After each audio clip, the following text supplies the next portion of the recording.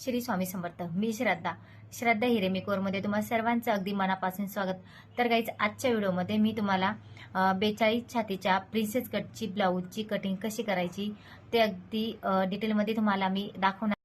अगदी छोट्या छोट्या टिप्स देखील मी तुम्हाला सांगणार आहे आणि तुम्ही तो माझा व्हिडिओ स्किप न करता शेवटपर्यंत बघा, म्हणजे मी ती ब्लाऊजवर कटिंग कशी परफेक्ट केलेली आहे ती तुम्हाला अगदी समजून जाईल.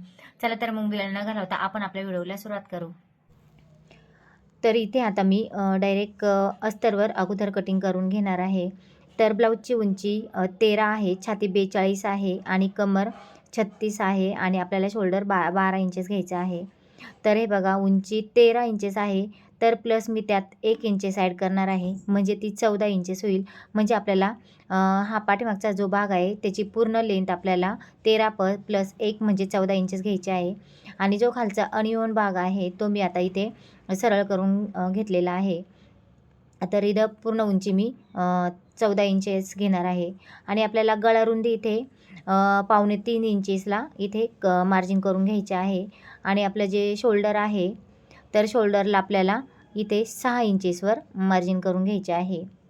तर सॉरी, 5.25 इंचेसला इथे मार्जिन करून घ्यायचे आहे. आणि आपला मुंडा जो आहे तो कंप्लीट आपल्याला इथे 6 इंचेस घ्यायचा आहे. आणि आपल्याला छातीचा चौथा, तर आपली छाती 42 आहे, तर छातीचा चौथा इथे 10.5 इंचेस येतो.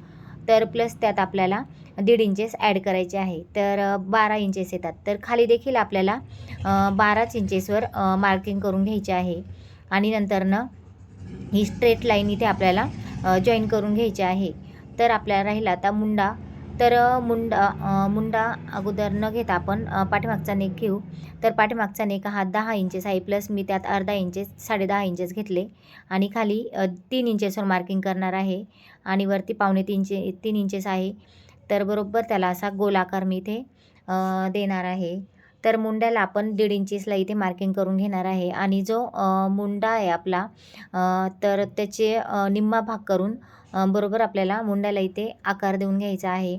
तर इथे आता आपला पाठीमागचा भाग एकदम आखून रेडी झालेला आहे. तर तो आता मी इथे कट करून घेणार आहे. तर अगदीच एकदम सोपी मेथड मी तुम्हाला इथे सांगितलेलं आहे. कुठेच जास्त कमी जास्त करायचं नाही. अगदीच सोप्या भाषेत तुम्हाला मी इथे सांगितलेलं आहे. आणि इतकी सोपी ही पद्धत अजूनपर्यंत तुम्हाला कोणीही सांगितली नसेल. आणि ह्या ब्लाऊजची फिटिंगसुद्धा खूप सुंदर बसते. तर बऱ्याच जणांना इथे प्रश्न पडतो किंवा जिथे 42 इंच म्हणजे जास्त छातीचा ब्लाऊज शिवायचा खरंच म्हणजे टास्क असतो हो. तर एकदम छान प्रकारे इथे मी तुम्हाला ही मेथड सांगितलेली आहे.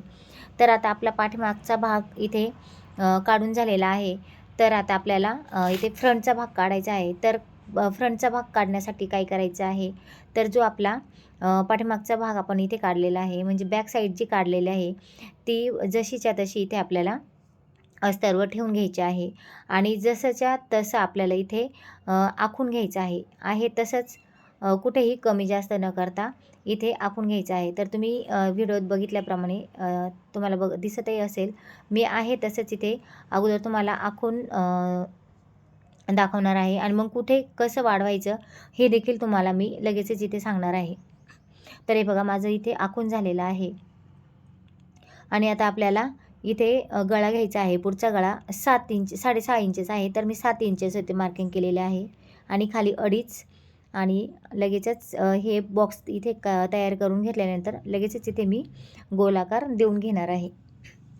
आणि खाली आता आपल्याला टक्स पॉईंट द्यायचा आहे. तर 3.5 इंचेसवर आपल्याला इथे टक्स द्यायचा आहे आणि उभा 4.5 इंचेसवर टक्स द्यायचा आहे. आणि दोन्ही साईडला बरोबर 1.5 इंचेसवर आपल्याला इथे मार्जिन करून घ्यायची आहे. तुम्ही 2.25 इंचेसवर केली, 2.25 इंचेसवर केली तरीही चालेल.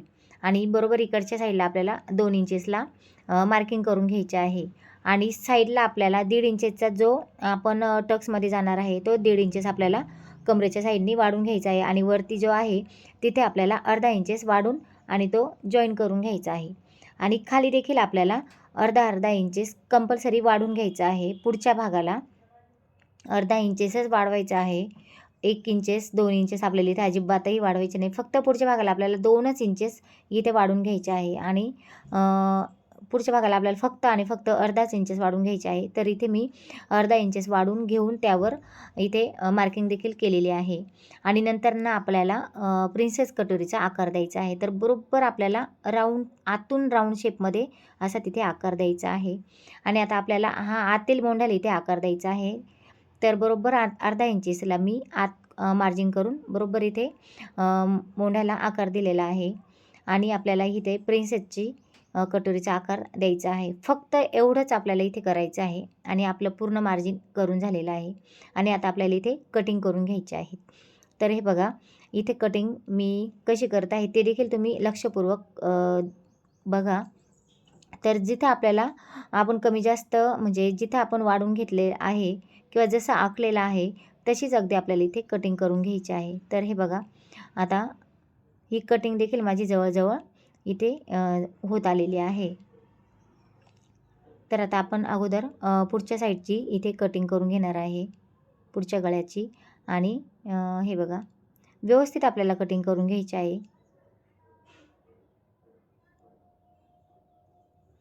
आणि आता साईड पॅटर्नची इथे कटोरीची प्रिन्सेस कटोरीची इथे मी कटिंग करून घेणार आहे. आपल्याला कुठेही इथं जास्त पुन्हा कपड्यावर वाढवायचं नाही आहे तसंच आपल्याला इथे आता टिचिंग करायचं आहे. तर हे बघा, आपली प्रिन्सेसची कटोरी देखील काढून झालेली आहे. आणि साईड पॅटर्न देखील इथे आपला एकदम कट करून रेडी आहे. तर आता आपल्याला इथे हे बघा, असं खालूनच आपल्याला वरती असं जॉईन करायचं आहे. तर बरोबर येत आहे. तर आता आपल्याला इथे ब्लाऊज पीसवर कटिंग करून घ्यायचे आहे. तर हा ब्लाऊज पीस वेल्वेटचा आहे. तर वेल्वेटचा ब्लाऊज हा खूपच सटकतो. तो खूप आपल्याला काळजीपूर्वक शिवावा लागतो. तर त्यामुळे तुम्ही कटिंग करताना नाही पण शिवताना नक्कीच काळजी घ्या. ते कपडा आपला मागे पुढे होणार नाही याची आपल्याला खरंच खूप काळजी घ्यायची आहे. कारण की हा खूप मोठा टास्क आहे आपल्याला वेल्वेटचा ब्लाऊज शिवताना. कारण की त्याची टीप सारखी तो कपडा सटकत असतो. तर आता आपल्याला हा पीस एकदम छान असा अंथरून घ्यायचा आहे. आणि जे आता आपण अस्तर जे कट केलेलं आहे, साईड पॅटर्न बॅक पॅटर्न जे कट केलेलं आहे ते आता आपल्याला इथे व्यवस्थित ठेवून घ्यायचं आहे. आणि हे बघा, मी आता ब्लाऊज पीसवर ते देखील इथे व्यवस्थित ठेवून घेणार आहे. तर आता मी पहिल्यांदी बॅक साईड ठेवून घेतलेली आहे आणि ती देखील आपल्याला इथे आता कट करून घ्यायची आहे. थोडंसं जास्त कट केलं तरी काही प्रॉब्लेम नाही, कारण की आपलं अस्तर हे आपण एकदम परफेक्ट इथे कट केलेलं आहे. आणि जो आपला पीसचा भाग जर जास्त कट केलेला असेल तर तो आपल्याला जेव्हा आपण स्टिचिंग करू तेव्हा आपल्याला तो कट देखील इथे करता येतो. तर हे बघा, अशा प्रकारे मी इथे कटिंग केलेली आहे. तर तुम्ही देखील अशाच प्रकारे ते कटिंग करून घेऊ शकता. आता आपलं राहिलं साईड पॅटर्न आणि प्रिन्सेसची कटोरी. तर ती देखील मी अशा प्रकारे ठेवून इथे कटिंग करून घेणार आहे. तर अगदी बेल्ट न लावता आपली ही प्रिन्सेसची म्हणजे प्रिन्सेस कट ब्लाऊज आहे. खूप सुंदर आणि खूप सोपी पद्धत इथे मी तुम्हाला सांगितलेलं आहे. आणि या पद्धतीने जर तुम्ही हा ब्लाऊजची कटिंग करून जर शिवला तर तो ब्लाऊज इतका परफेक्ट बसेल आणि तुम्हाला टेन्शनसुद्धा येणार नाही. कारण की बऱ्याच ज्या लेडीज असतात जे नवीन असतात शिकणारे, त्यांना जी 40 किंवा 38 छातीच्या पुढचे जे ब्लाऊज आहे खास करून प्रिन्सेस, तर ते शिवण्याचं खूप मोठं टास्क असतं त्यांच्यासमोर. कारण की त्यांची कटोरी चपटी बसते किंवा व्यवस्थित बसत नाही किंवा त्यांना पफ व्यवस्थित येत नाही. तर याचा पफसुद्धा खूप सुंदर येतो. त्यामुळे तुम्ही ह्या पद्धतीने नक्की शिवून बघा आणि नक्कीच याच पद्धतीने मी कटिंग करा. तर याचा जो स्टिचिंगचा जो व्हिडिओ आहे तो मी नेक्स्ट व्हिडिओमध्ये अपलोड नक्कीच करणार आहे. तर हा जो कटिंगचा व्हिडिओ आहे तो तुम्ही लक्षपूर्वक ऐकून बघून नीट कटिंग करा. आणि स्टिचिंगचा व्हिडिओ नक्कीच मी तुमच्या समोर नक्कीच घेऊन येणार आहे. श्री स्वामी समर्थ.